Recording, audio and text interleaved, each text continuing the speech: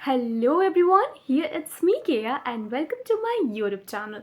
This video is for CS student, yes, CS executive student, as I promise that I will back with a new video for those who are appearing for CS executives module 2 paper. तो थोड़ा देर हो गया I know but yes I am back okay तो as you know CS एस एग्जीक्यूटिव के module 2 में टोटल 4 पेपर्स होते हैं जो कि है securities laws and capital market, financial management, economics business and commercial laws, corporate management accounting. कितनी मोटी मोटी बुक्स है राइट। इसमें से 2 पेपर्स होते हैं MCQ बेस्ड और 2 पेपर्स हैं रिटन बेस्ड। भले ही MCQ है बट नेगेटिव मार्किंग है इसमें, तो ये हमें ध्यान रख के आगे बढ़ना है, तो हम किसी को भी लाइटली नहीं ले सकते हैं। तो ये वीडियो में मैं चारों सब्जेक्ट को नहीं बताऊंगी क्योंकि ऑफ कोर्स वीडियो वरना बहुत लंबा हो जाएगा और कन्फ्यूजन्स तो भर भर के आ जाएंगे। तो मैंने सोचा है इनमें से कोई एक सब्जेक्ट को लेकर ये आज का वीडियो होगा ताकि क्लैरिटी अच्छी रहे और वीडियोस भी ठीक लगे, मतलब बोरिंग ना हो जाए।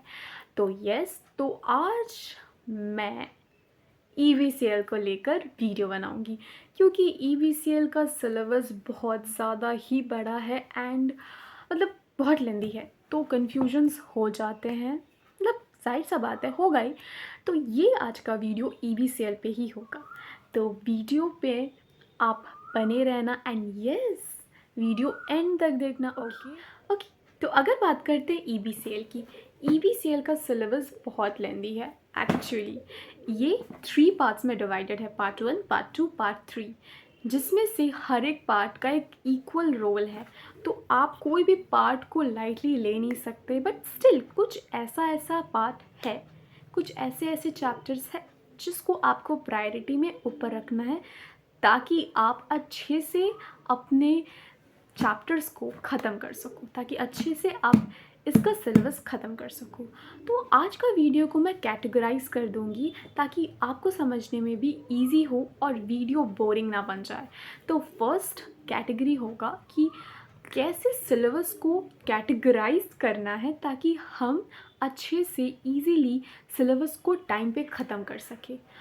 पार्ट 2 कि मैं पर्सनली कहाँ से वीडियोस देखती थी, क्योंकि मैं सेल्फ स्टडी की हूँ और बहुत जन हैं आप लोगों में से जो सेल्फ स्टडी कर रहा है तो उनको वीडियोस की ज़रूरत पड़ती है, कोई वीडियोस नहीं मिलता। तो मैं आपको बताऊँगी कि मैं पर्सनली कहाँ से वीडियोस देखकर पढ़ा करती थी। थर्ड में मैं आपको बताऊँगी कि कैसे आप अपने चैप्टर्स को प्रायोरिटी लिस्ट में रखोगे और कैसे करके आपको टाइम में उसको ख़त्म करना। फोर्थ में मैं आपको बताऊँगी कुछ इम्पॉर्टेंट चैप्टर्स जो कि बहुत इम्पॉर्टेंट है, उसको अगर आप अच्छे से करके जाओ तो आपका अच्छा मार्क्स आना तो इट्स लाइक डन। एकदम अच्छे से करके जाना वो सब चैप्टर्स को, आप गलती से भी छोड़ के मत जाना। ओके तो वीडियो एंड तक देखना क्योंकि लास्ट में मैं आपको इम्पॉर्टेंट चैप्टर्स बताऊंगी। ओके तो मैं ये वीडियो बंद करती हूँ, आपको बुक व्यू दिखाती हूँ ताकि आपको समझने में आसानी हो, और प्रॉब्लम्स हो तो कमेंट करना, मैं ज़रूर रिप्लाई करूँगी। ओके तो वीडियो स्टार्ट किया जाए। Yes let's go. तो मैंने अपना EVCL का बुक ले लिया है, तो क्यों ना इसे खोल लिया जाए और देखते हैं कि अंदर में इसका सिलेबस को कैसे डिवाइड किया गया है और कौन से पार्ट को हमको जल्दी करना है, कौन से पार्ट को हमको पहले करना है ताकि शुरुआत अच्छी रहे।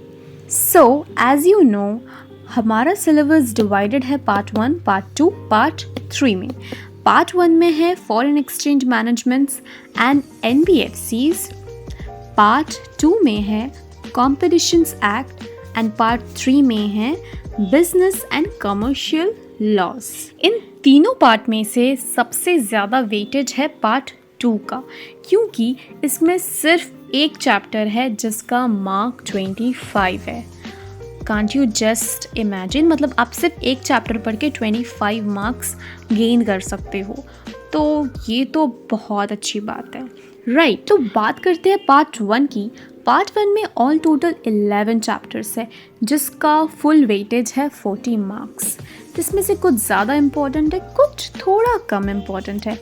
फिर अगर बात करते हैं पार्ट 3 की, जिसका मार्क्स है 35 मार्क्स में से आपको बहुत सारे चैप्टर मिल जाते हैं। यही एक ऐसा पार्ट है जिसमें कन्फ्यूजन ज़्यादा है और मार्क्स बहुत कम है, सीरियसली। यहाँ पे चैप्टर्स बहुत ज़्यादा है और आते मुश्किल से क्वेश्चंस किसी 1 2 3 4 चैप्टर से, एंड थोड़ा बुरा लगेगा बट क्या कर सकते हैं, पढ़ना तो है हमें, इज़न्ट इट। तो मैं ऑलवेज़ प्रेफर करूँगी आप पार्ट 2 और पार्ट 1 को एक साथ करते जाओ, क्योंकि पार्ट 2 थोड़ा लेंदी है बट आपको दोनों को साथ में रखना है तो जल्दी ख़त्म भी हो जाएगा, और देन आप पार्ट 3 को करना, तो ये बेस्ट रहेगा। जैसे कि आपको पता है कि मैंने सेल्फ स्टडी किया है, तो ऑफ़ कोर्स मैंने यूट्यूब से बहुत अलग अलग सर के वीडियोस देखे होंगे, और मैंने आपको कहा ही था कि मैंने एक साथ में 2 3 4 नाव में पैर रखा है, क्योंकि मुझे इम्पॉर्टेंट था कि मुझे पढ़ाई समझ आनी चाहिए, चाहे वो मुझे कितनों से भी ज्ञान लेना पड़े। तो मैं EBCL में पार्ट 1 CA मयूर अग्रवाल सर के वीडियोस देखकर ही ऑलमोस्ट किए हैं उन्होंने, मतलब उनका फैमा, फैक्रा, फिर liberalisation remittance schemes, overseas direct investments, मतलब एक्सटर्नल कमर्शियल बोरोइंग्स, और बहुत सारे ऐसे चैप्टर्स हैं जो मैंने उनके ही वीडियोस देख के किए हैं।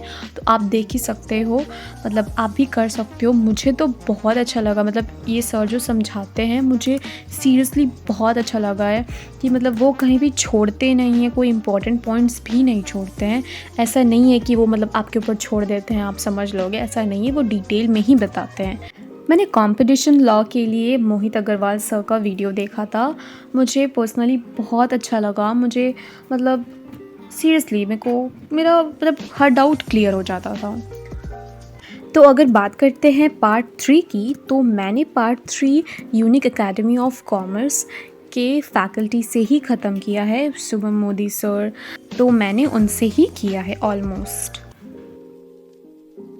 तो आप देख ही सकते हो मैंने कैसे हर एक चैप्टर्स को नंबरिंग किया है, जस्ट टू शो यू कि आप धीरे धीरे करके इस चैप्टर को ख़त्म करो इन देयर प्रायोरिटी लिस्ट, ताकि चैप्टर्स भी अच्छे से ख़त्म हो जाए। तो मैंने हर एक चैप्टर्स को प्रायोरिटी लिस्ट में डाल दिया है ताकि मेरा हर एक चैप्टर्स में इक्वल एफर्ट्स जाए, बट वो चैप्टर्स पहले कंप्लीट हो जाने चाहिए जो ज़्यादा इम्पॉर्टेंट है, ताकि कुछ भी छूट ना जाए। और पार्ट 3 में द मोस्ट इम्पॉर्टेंट वन, एक फ़ायदा है कि इसमें बिजनेस लॉज है, जिसमें Indian contract act, partnership act, sales of goods act, negotiable instrument, जो आप ऑलरेडी पढ़ चुके हो, तो इसमें आपको ज़्यादा टाइम स्पेंड नहीं करना पड़ता है। तो अगर बात करें consumer protections laws, properties laws, anti corruptions laws, यहाँ ये सब थोड़ा न्यू है हम लोगों के लिए, इसीलिए थोड़ा कन्फ्यूजन होता है।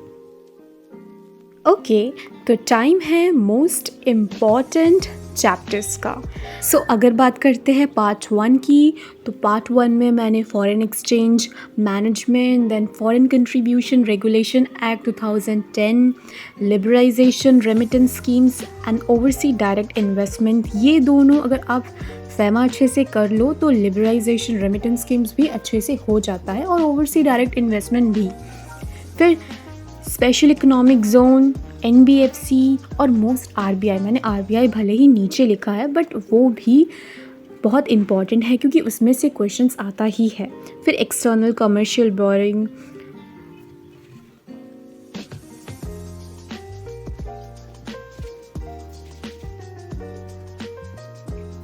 और पार्ट 2 तो पूरा ही इम्पॉर्टेंट है, 25 मार्क्स का है, उसको तो स्किप करना नहीं है। और पार्ट 3 में the most important one is Indian contract act, क्योंकि उसमें से क्वेश्चंस बहुत आते हैं। फिर सोगा, consumer protection act, partnership act, फिर negotiable instrument, prevention of money laundering and benami transaction prohibition. और भी चैप्टर्स इंपॉर्टेंट हैं बट ये चैप्टर्स में से आपको क्वेश्चंस आएंगे ही।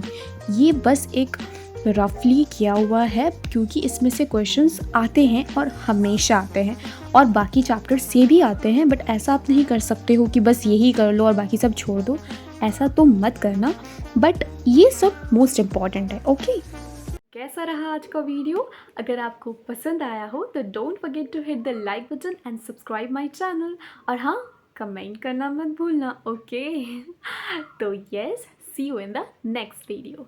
Bye bye.